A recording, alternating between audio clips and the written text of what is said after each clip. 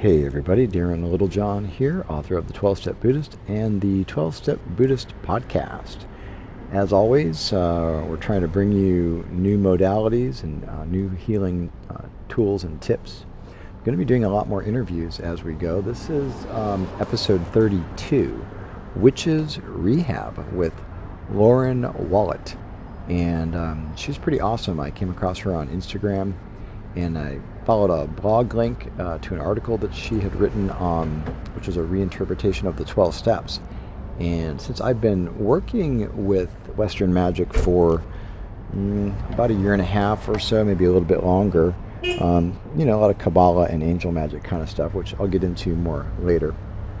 But, I'm interested in the topic, and it does work. There's some really powerful stuff that you can do that brings a lot of healing and a lot of self-empowerment. So I was interested in her views, so I asked her to interview with me, and she did, and it was great. It runs a little long. I was going to split it into a couple of different sections to spread it out, keep it at the 20-minute mark, but I'm not going to. I'm just going to go ahead and let her rip.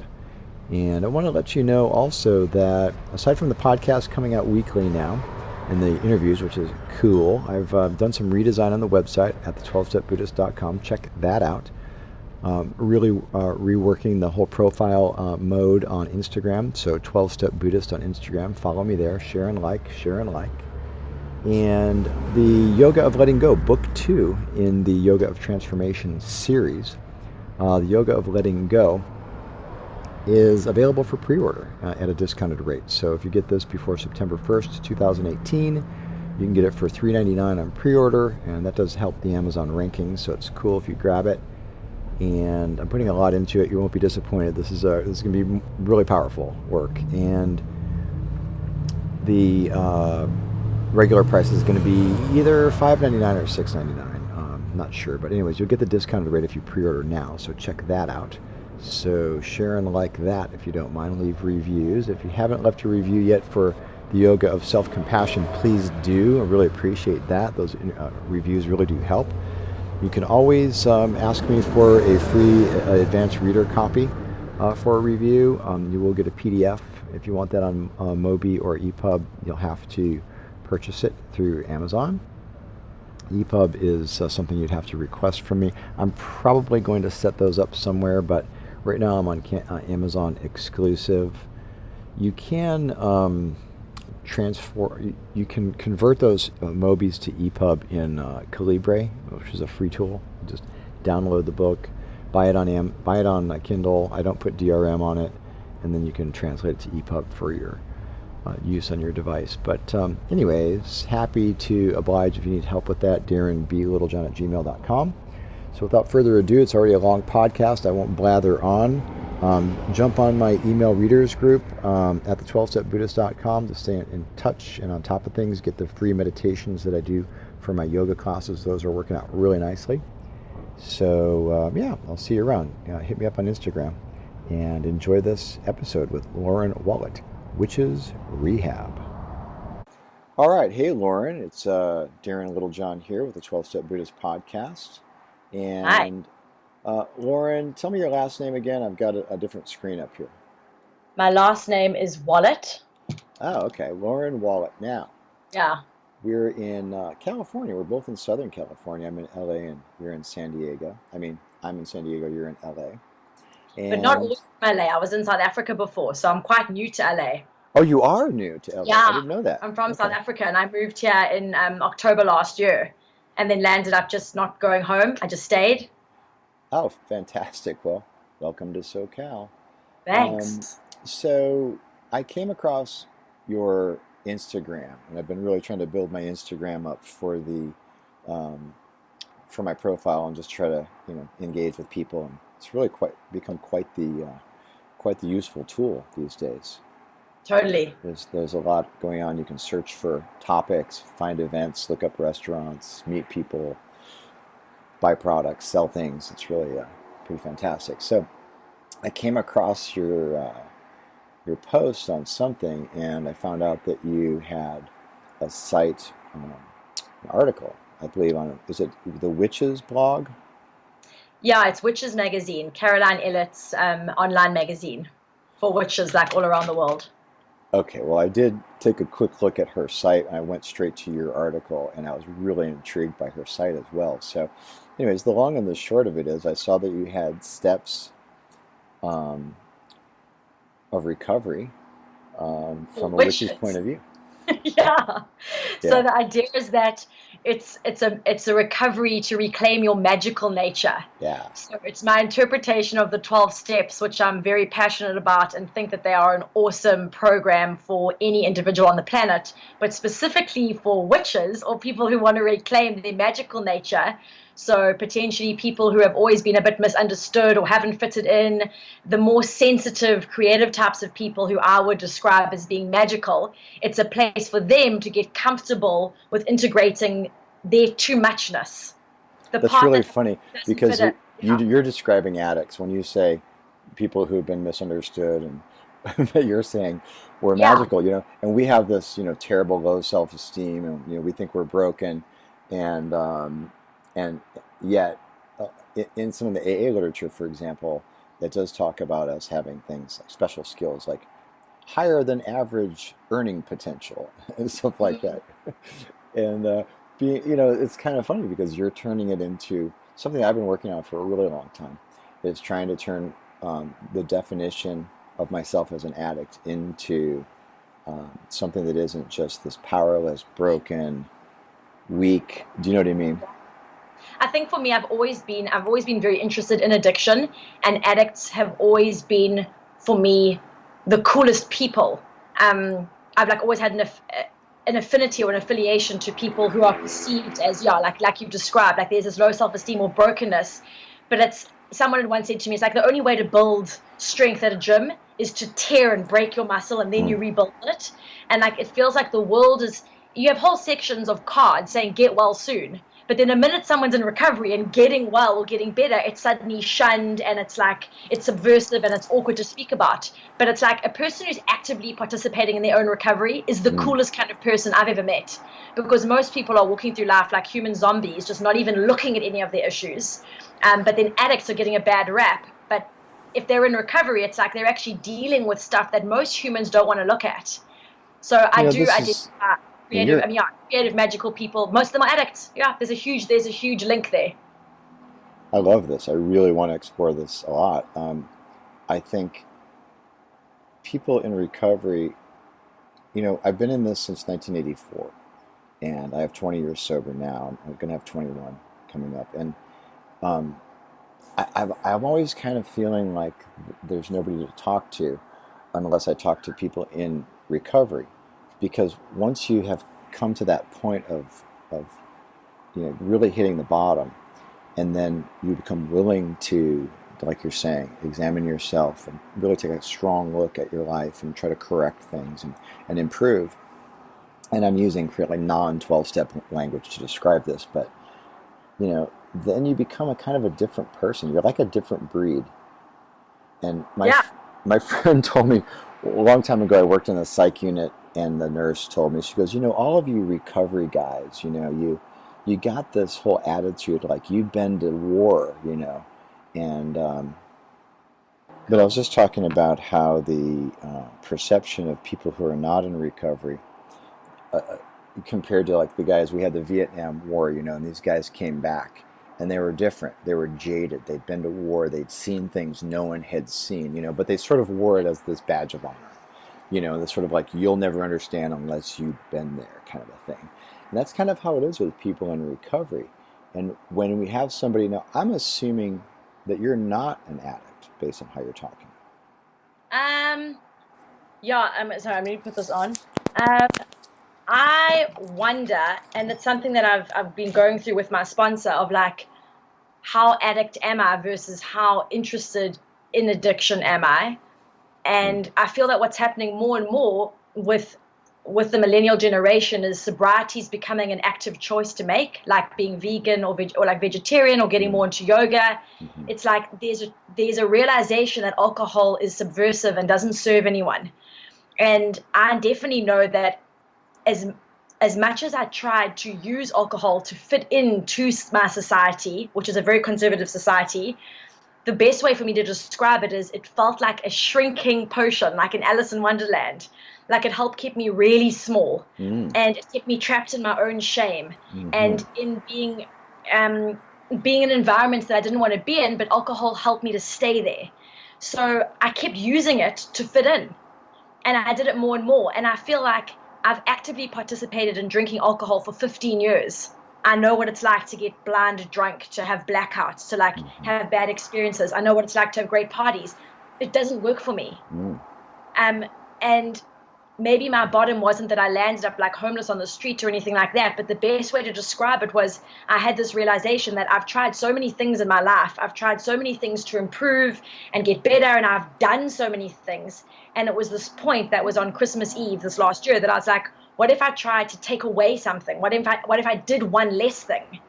And the thing which came to me was that if I didn't drink alcohol, I would become closer to myself. With every glass of wine, it was like it took me away from me, and I didn't want to be away from myself anymore. I wanted to reconnect with who I was and deeply connect to the world and like my place in it. And alcohol does not aid you in that. It's like, now you said millennial. What you're not in your 20s? Are you in your 20s? No, I'm in my mid 30s. Okay, because I guess millennials are now creeping up on 30 though. It's like I'm seeing around me. It's like a lot of people are just actively choosing not to drink. It's like not as cool as it was, even when like with me and my friends, everyone I know drinks a ton of alcohol. It's like very normal, but it's changing. It's like we're realizing that it's not that your bottom doesn't have to be so low for it to reach you where you are and stop. And what my sponsor said to me was, when I said to her, I'm like, I hear these stories in AA. I don't relate to a lot of them. I was never that bad, but I knew it wasn't working. I knew that it didn't feel good. I didn't feel right about it. And she said, well, how bad did you want it to get? Like, at what point do you want to stop? And if there's a chance to stop yourself on that downward spiral, like, alcohol doesn't make anything better. It's not an up and up. And if you're already feeling like you're using it too much, or you're relying on it, or it's becoming too regular, or it's like, then you're allowed to stop. So for me, it's a conscious choice, and this is something that's new. But I kind of always thought, I had to drink. It's what adults do. You fit in with your friends and your family, and you carry on. And like it just doesn't work, though. I don't see it serving anyone. I've never met a good drinker.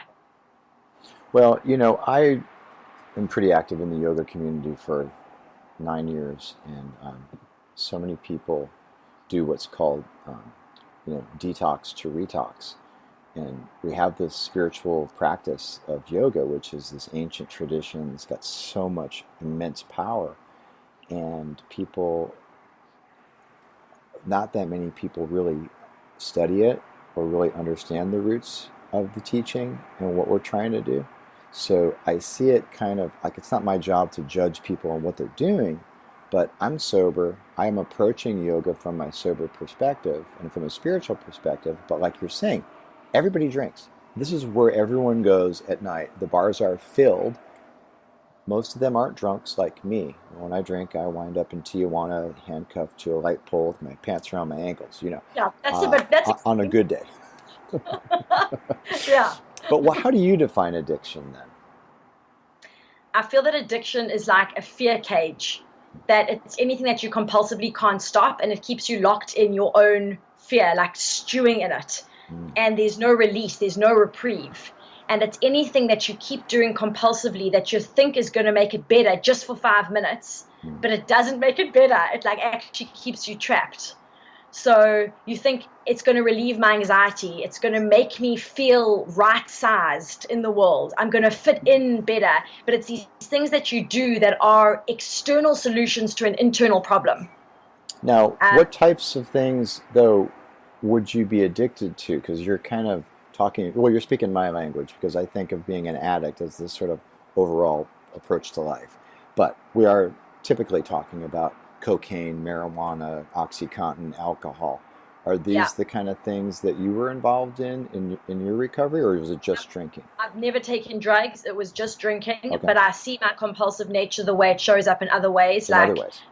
Yeah, like I have and then sometimes I get confused. I'm like, maybe I'm just super creative. Maybe this is a creative thing, the way I compulsively can't stop writing or need to be on my computer the whole time or churning out books but it's like when I realized that I don't want to be still or with myself, that anything to keep me going, anything to keep me active and to keep me distracted means that there's something that I don't want to deal with. And the minute that I peeled off alcohol as a temporary plaster on whatever wound I didn't even know was there, I've been able to now start this revealing or peeling process to go, what is at the core? What is this thing that gnaws in me, which goes, if you feel, you'll die. And if you stop, you'll die. Like it's like if I distill it, it's that feeling. Like I can't stop. I can't. It's like it's this terror, and I'm trapped in it. And I want to feel what AA promises. I want to feel happy, joyous, and free. And for a lot of the time, I'm happy, joyous, and free. If I'm constantly doing things, if I've got my coffee, or if I'm doing this, or I've got this plan, but the minute there's stillness, it can feel terrifying. So then it's like there's emotional sobriety in that too. It's like, like sobriety is such a big thing. It's not just not drinking. I feel that's like this is how it feels to me. Like AA or sobriety says stop drinking, but that's like knocking on the secret door at the club. That's the passcode. You say I've got a desire to stop drinking. They let you in. Then you're in the door. But then it's these steps. And you take one step and it takes you somewhere, and then you take the next step and you go somewhere else. And suddenly, like reality, as you know, is dissolving in front of your eyes, and you realize you're living in the matrix, and everything you thought you knew, you don't, and you're not who you thought you were. And it's like, oh, this is sobriety, and this is something you only get when you're willing to go, I'm prepared to surrender my life and say, the normal tricks don't work for me. And for me, it feels like I was too much. I was too strange, and I just wanted to be smaller. I just wanted to fit in like everybody else, and drinking helped me. But even drinking, I couldn't do right. You can't drink enough. At some point, you just can't. You can't get enough to get that same effect. It reverses. If it worked a little bit for a while, but this is interesting. You are then participating in a 12-step program. Yeah. Correct. Okay. So you do love the 12 steps, and you're sober. And how long how do you define sobriety as just being sober from alcohol, or do you smoke pot on the side, or what is sobriety to you? Sobriety is, I abstain from any drugs and alcohol. I'd never taken drugs before, so that wasn't hard not to do. Okay. But no alcohol whatsoever, and then actually participating in the 12 steps. So I'm not just like a dry drunk or like just sober. I'm AA all the way. Like I figured if I'm going to try the sobriety thing, why not try one of the oldest programs in the world, and it's a free program and it's a community program. And I love the fact that it's a very good way for me to practice non-judgment, which is a character defect of mine, and intolerance, and thinking I'm better than people because I do so much, but my doing so much is just a defense. And I love looking at AA, and sobriety has showed me like there's two sides of the coin. So the people who feel not enough are very much the same as me who feels too much, or those who feel less than are the same as someone who's feeling better than. It's all bullshit. Yeah, it's all, as we say, the ego in charge. Well, let me ask you this now. So you're a really interesting person. I knew this when I saw your stuff, and I really like your view. And it's nice to find somebody else who's a bit on the outlier in terms of within 12 step we can have a very fundamentalist approach, and there's a lot of people that are very lockstep, and it also depends where you are. I mean, you're in LA, it's going to be more open than it is in Kansas or something, But nothing against Kansas, but I've been to meetings in different places, and it's been So, so being a witch or being an occultist in the program, it's got to be an interesting. I'm sure you're not sharing, are you, in meetings about when you talk about higher power? Well, before we get there, let me just say, how did you start practicing in the occult, and what form or teachers or books or lineage do you identify yourself, if any? So what really got me into it was I learned from my sister about Lilith, like as a dark goddess and as a force, which I'd never heard about. Do you know the character? From True Blood? No, oh no. Okay, so Lilith is like an archetype, is Adam's first wife from the Bible. Okay. So this goes back to like Jewish folklore, and she's the original woman who leaves. She wants to leave the Garden of Eden, and she's the first woman. I identify with that. I've been married. I left. It was hugely controversial. And then Lilith is replaced with Eve, who's very subservient and happy to be beneath Adam and happy to be his little helper. And Lilith becomes this demonic devil woman, Oh, the kind of woman who is then known as like the Delilah, like the temptress, the Mary Magdalene. She incarnates as the snake, and she tempts Eve to go taste truth, like thirst for more. There is more outside this garden. There's pleasure, there's sin. She talks about like having sex with demons and not caring and just leave. Like, it's wild.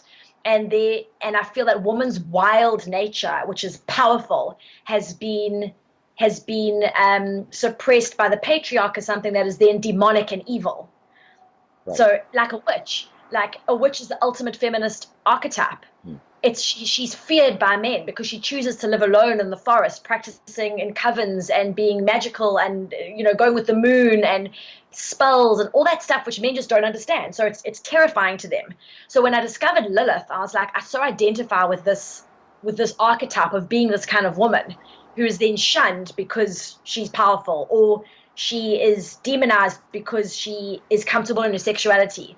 So Lilith really got me into the occult in a far more way, because I started realizing that even the way we're perceiving devil is Right. like, we have God as white, pure, sun, male, and on the counter side, the moon, the dark, is woman, goddess, it's demon.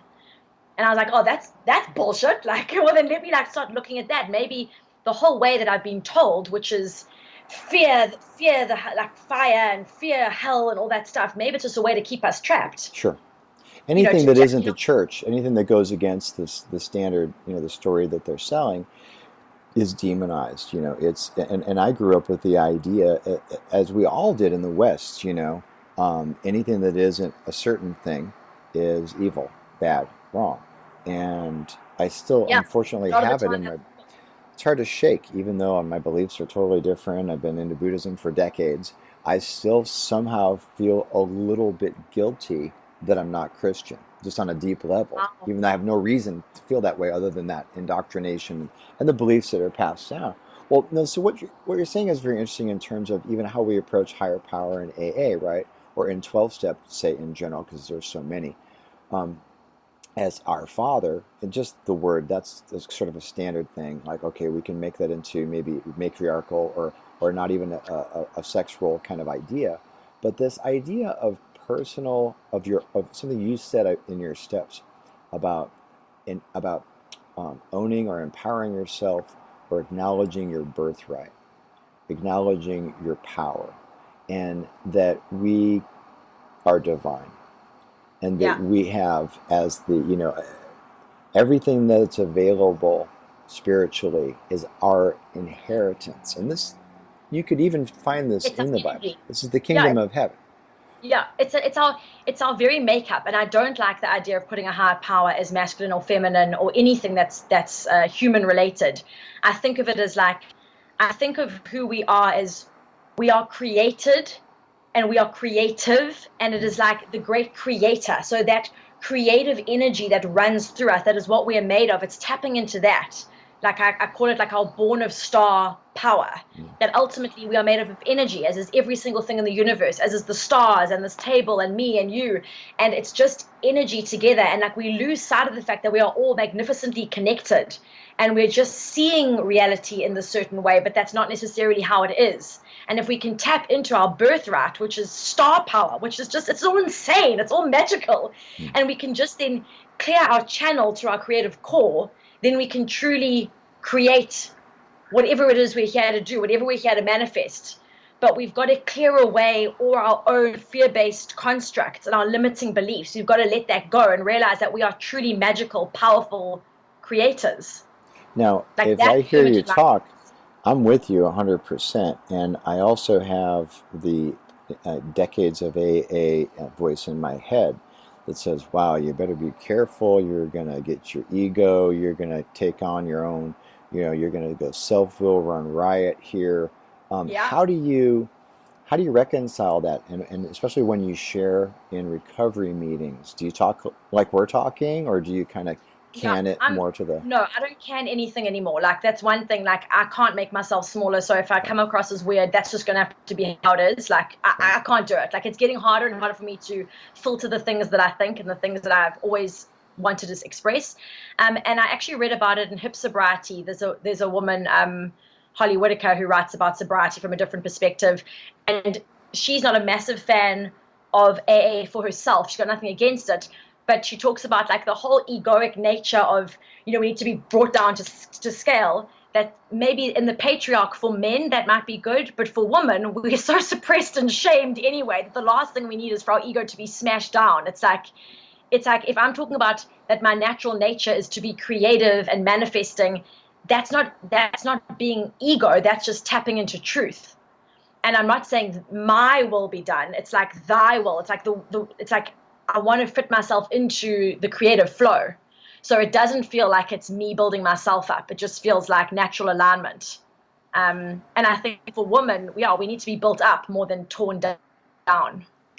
Well, as addicts in general, you Yeah, know, and yeah. not just women, but yes, women, but also, just as an addict, you mentioned, shame, and I've been writing and experiencing quite a bit lately in my own process of the shame core and going into the shame spiral, where it's the feeling that you're not supposed to be here, like you're in the Mm, wrong spot. Like we used to say in AA, yeah, I've been waiting for my ship to come. They dropped me off on the wrong planet. I'm waiting for the mothership to come and bring me home. yeah, This is not home, right? this is not it. Yeah. But The, you're the, saying the, the feeling, the feeling, sorry. you're saying this is home. This universe is home. This is our I'm saying star power, our birthright. the feeling of this isn't my life, which I've had a lot of, like, this is not my life. Like, this is not, like, I'm living in the wrong place. And, like, I completely relate to that. But then if you get in touch with your true power, you realize you can shape and manifest your own reality and you can change it around you. And reality, as you know, it starts to shift when you start to play in that magical realm. Well, what if I want to make money and use magical stuff to, like, I don't know, keep my enemies away? And isn't that wrong? I mean, am I supposed to be able to? I'm being the devil's advocate here, obviously, but this is what the kind of magic stuff seems to be about. It's sort of like manipulating and controlling your environment. But in AA, we're supposed to, seek God's will and Thy will, not mine, be done. So how do we reconcile creating at So the same time? so I see it as like it's clearing your channel. So if I am here as a vessel of call it God or call it ultimate creativity, then it is my job to participate in my highest self, is to clear my channel so that I can create. It's not for me to direct and like I'm a wand and I'm just pointing myself in direction to make things happen. It's for me to constantly be clearing, constantly for me to be connecting to my core, to the core of truth, which is unlimited creativity. Mm, But I'm not saying I'm here to direct it. I'm saying I'm here to channel it. okay, So I if I'm in love that. that place, it takes me out of the equation. This is my body. This is who I am. But I'm here to create. But it's through me. It's It not is through, me. like you're saying, being a writer, and I'm with you 100% lately. In fact, I've been writing, I don't want to say compulsively, but I mean, I'm putting out this series of three, and when I'm not writing, I have anxiety. And when I'm writing, I'm doing, I'm channeling, I'm doing what I am, well, meant to do or need to do at least. So it's very, I don't want to say it's compulsive, but it really is a deep drive to be creating and to be reformulating and to step into the magical realm, or what my Tibetan Buddhist teacher would call the spiritual feeling, which the magic works that I've been practicing for a while have, you know, the idea of just bringing your meditation into I guess, a magical state. Yeah, into alignment with source Mm, energy. Yeah. So I don't think that there needs to be, I'm not a fan of balance, like in general. I don't understand how that works, like, keeping all things in a certain rhythm, but I am into like working in flow. So that means that sometimes I will be profusely creating. There'll be an abundance of it, and then there'll be a time of great rest. right. But I try and just let myself go in that ebb and flow. It's like the moon, like, I'm in a cycle. I think that yeah, I'm not too much a fan of structure or routine, but I like just moving with this flow. And sometimes there's a lot that's coming out, but then I counter that with times of pause or rest. But again, it's about just not judging yourself so much. Right. Maybe you're in a flow state now and a lot's pouring out of you, but then next week you might just want to do nothing. And then it's not to shame yourself for that and go, oh no, I overdid it. And now it's like we put so many strange restrictions. Like we just need to be more in the flow of nature. And where does this even come from? Well, I've had this conversation. This is the third time in 24 hours. So I love the synchronicity. One of the things in studying grief for the yoga of letting go is studying the process of grief, and the idea that it's sometimes when you lose someone and you're devastated, and a little while later you start to feel a little reprieve, and you think, okay, whew, I'm over it now. I'm better. Well, no, it's a wave. It's a process. It's like the cycles of the moon. It's like learning to allow yourself to be in the cycle and in the flow, and practicing self-acceptance and self-compassion, right? And using that energy. And then when it's not there, when it's like, oh, I couldn't think of a word to write today if my life depended on it, I just want to lay on the beach and sleep. That's okay. That's where I am in the cycle now. I call it mastering the art of perfection. And perfection's like a made-up word. I love making up words as a writer. And perfection means fuck perfect, and revel in your real. So it's the chrysalis of your butterfly becoming that you return to every time you need those moments of just before you're ready for your next incarnation or you're ready to expand again. We've got to return to this like pupa state, which is really where you dissolve yourself. Let's talk about that a little bit in recovery, or as a being, let's just say. One of my premises from the 12-step Buddhist from the beginning was if you understood what Buddha taught, you as because you're an addict, if you understand addiction, you understand what Buddha taught, and you have actually you're set up for enlightenment, because you don't have to sit and meditate for 30 years to understand attachment.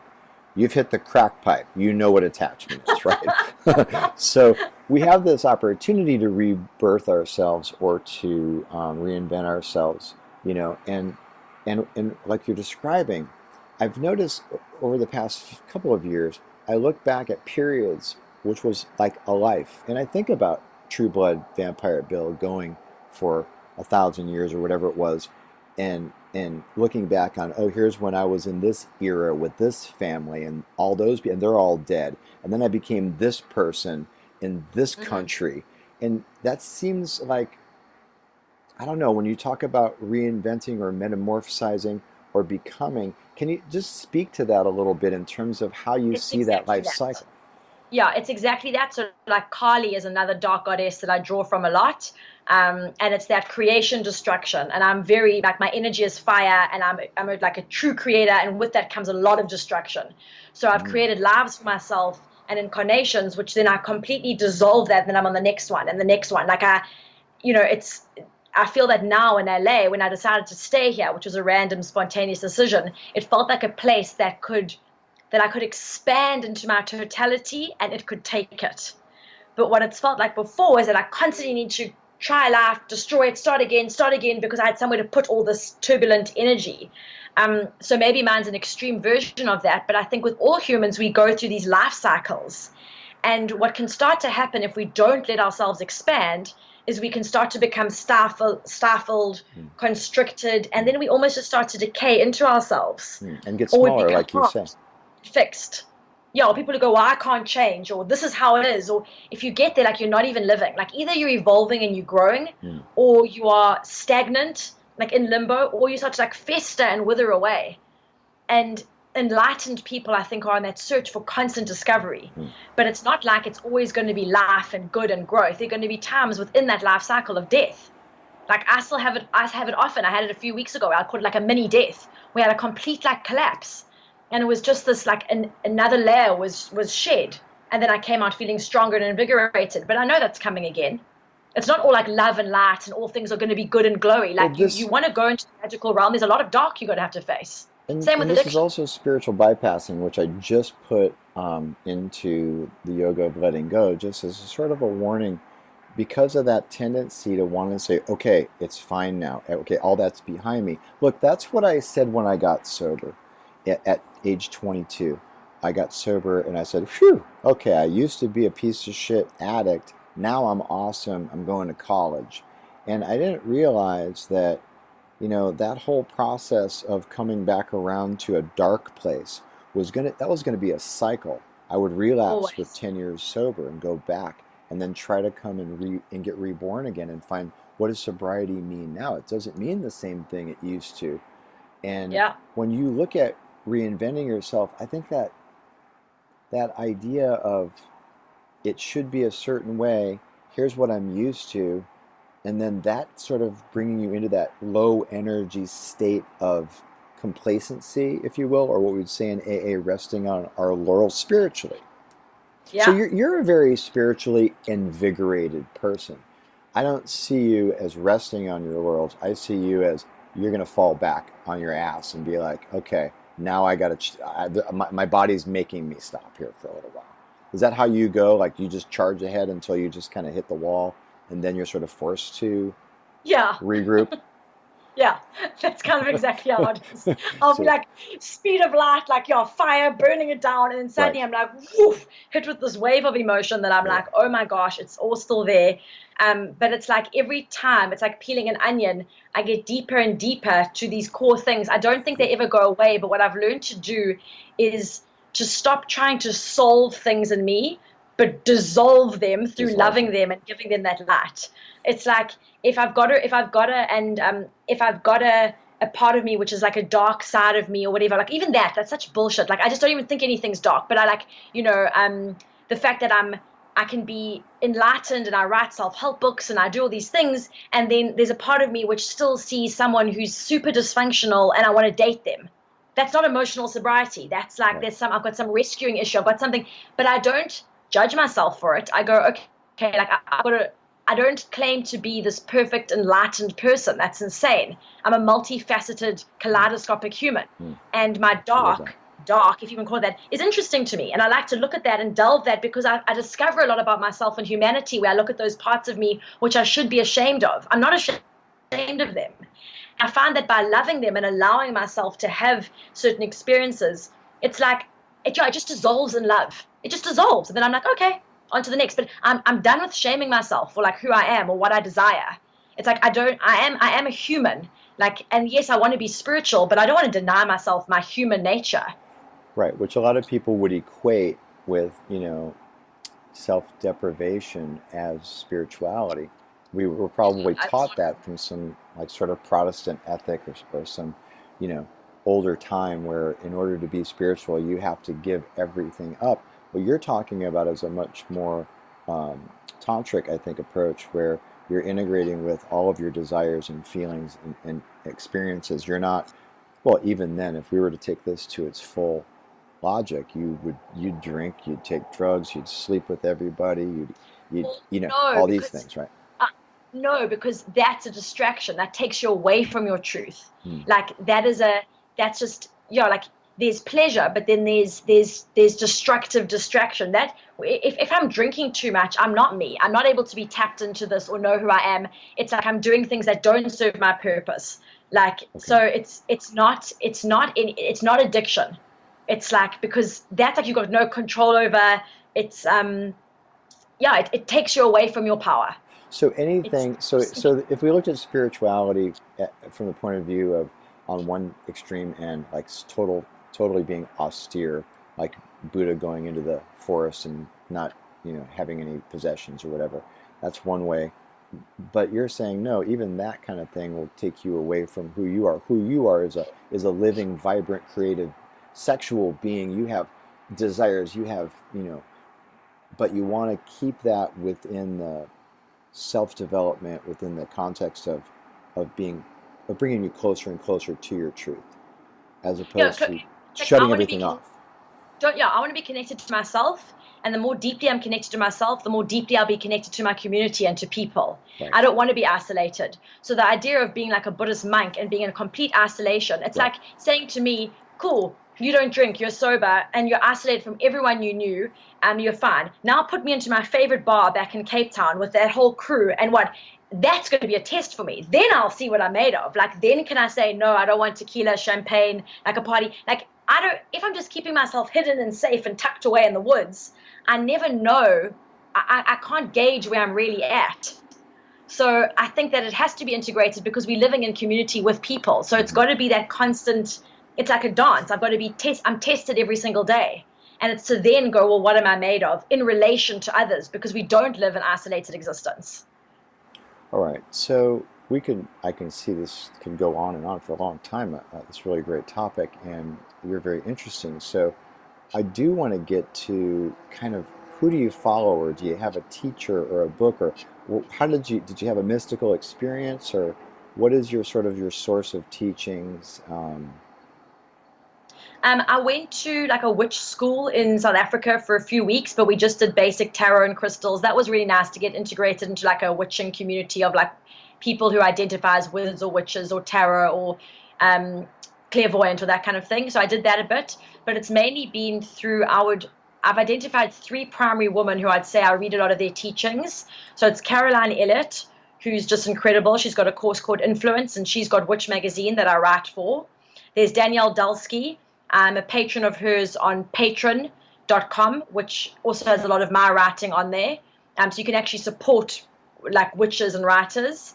And then the third one there was Caroline, Danielle, and Jaslyn Cherry, the Nephilim Rising. She has wonderful articles that she curates, and so those are like my three main witches that I'd look up to.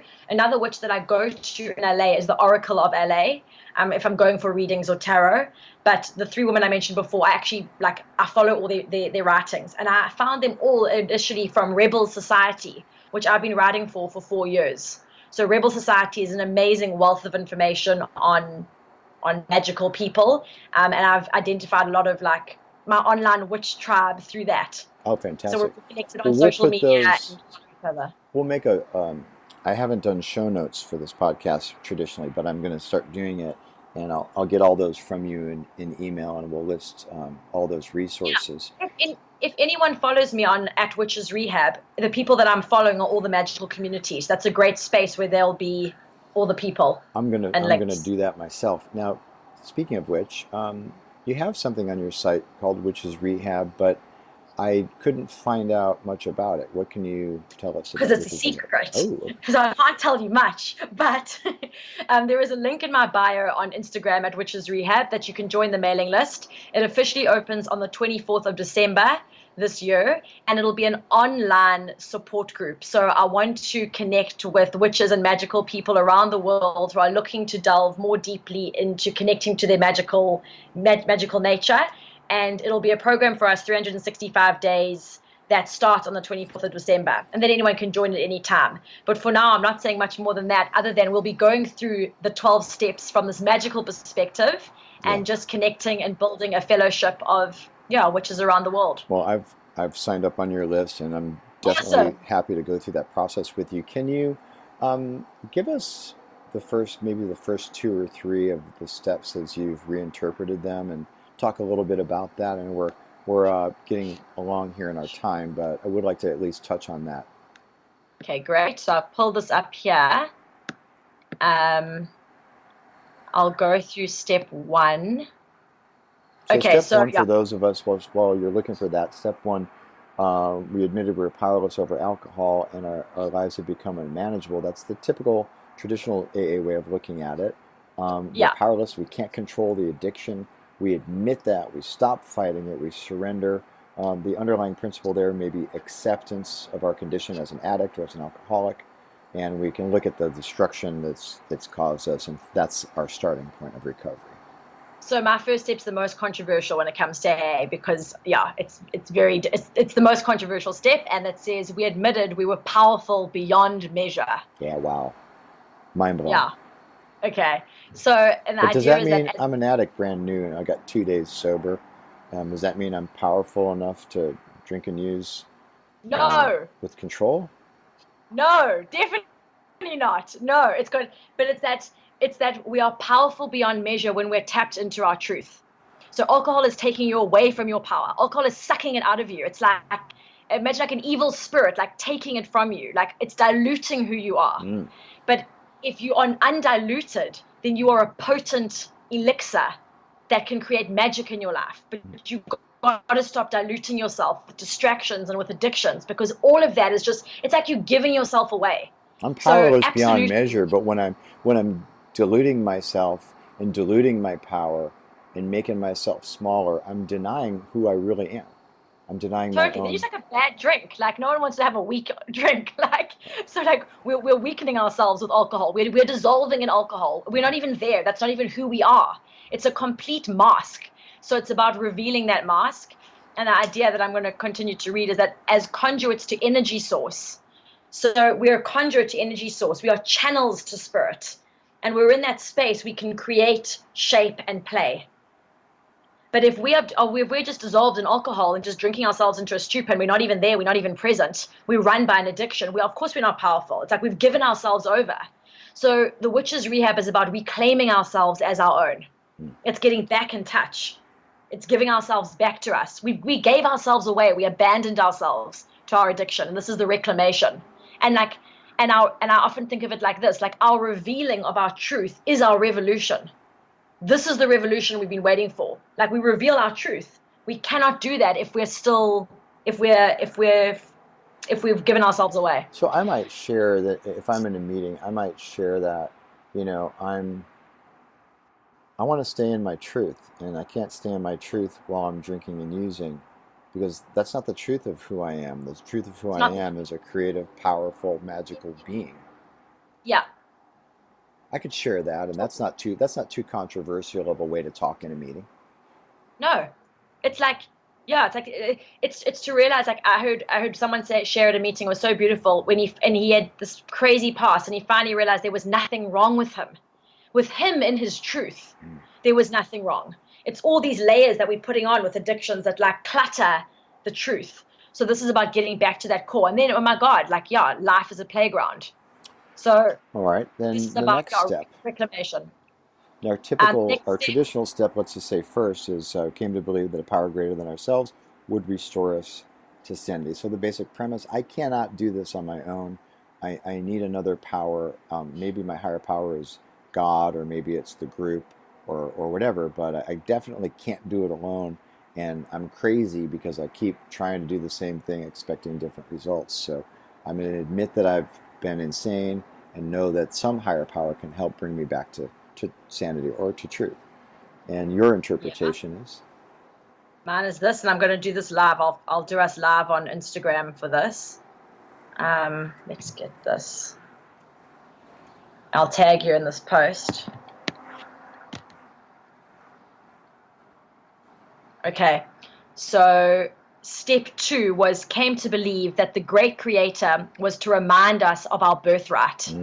Love it. So that this is our birthright of who we are, and we've forgotten it. And if we get back in touch with the great creator, we are reminded of that. Well, hold on a second. You may or may not have forgotten it, but I'm the great power. I'm the institution. I'm the church. I'm the corporation. I'm the money. I don't want you to know your power. If you think you're empowered, you can't be my slave. There's going to be a revolution, and I'm sorry, I'm not going to even allow you to think that way. You're bad and wrong. And I feel that this is part of what alcohol does. It's like society is a cult, and alcohol is the Kool-Aid, and everyone's being fed it. And we're all drinking it, thinking we're so cool, and then it's the addicts who are too sensitive that it destroys us because it doesn't even serve us at all. Because we are powerful beyond measure. So as long as we are keeping ourselves in our own chains, we are incapacitated. We can't do anything. And of course, that would be the idea to keep us. That's why, like, true evil for me would be addiction, because we don't ever get to play where it's really fun. So in this world of creation. Say it again. So yeah, I want that quote.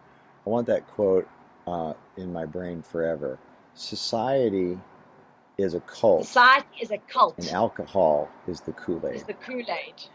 And those of us, those who are too young to remember Jonestown Massacre and Jim Jones, Google that, watch that movie, and you'll see they made him drink the Kool-Aid at gunpoint, and the Kool-Aid was a poison. He forced people in masses, I don't know how many, 1,000, 900 some people, he forced to kill themselves at gunpoint. That's drinking the Kool-Aid, boy. And isn't that the same for our addictions? And it's getting more and more and more, from like opioids or all the addictions. We're all drinking the Kool-Aid, and it's killing all of us. And it's the addicts, for me, that I feel are the chosen people. Maybe that's a bit ego, but No. they are a special kind of person. They're just different to everyone else Well, because we they say just that in are more AA. sensitive and, We call ourselves the chosen. yeah, are more different, are more special. Well, this. But a recovered addict is the most powerful person ever because they've been broken and they've rebuilt themselves, and there's power in that, and they are can be a beacon of hope. But as long as we are getting distracted, it's not going to serve anyone. So yeah, this is the reclamation, and it's about restoring the Maiden Mother Crone sacred trilogy to rest within our heart chakra. It's about integrating what we think, it's our spiritual side, our human side, and bringing that to like this wholehearted existence where we're living from truth in our hearts. Well, our AA third step is made a decision to turn our will and our lives, plural, over to the care of God as we understood Him. Yeah. So, your version. Made an intention to turn our lives over to the care of the great creator. And the great creator, I've said, is the universal source of star power, from whence we came, from whence we return. So this was the idea we touched on earlier, which is that ultimately everything is just vibrating energy, that everything is made up at like a molecular level of energy, and that we are all of this born of star power. And that is pure magic, and that we're only identifying things as being separate from us because that's the way that we're able to perceive it. But ultimately, we are one with the cosmos. So it's tapping back into that born of star power. Now, we probably should have started this with this definition, but let's close with it instead. Define magic. The best definition of defined magic that I've heard would just be concentrated, aligned intention. So tapping into that truth, it's aligned with that star power truth, and then it's focused intention.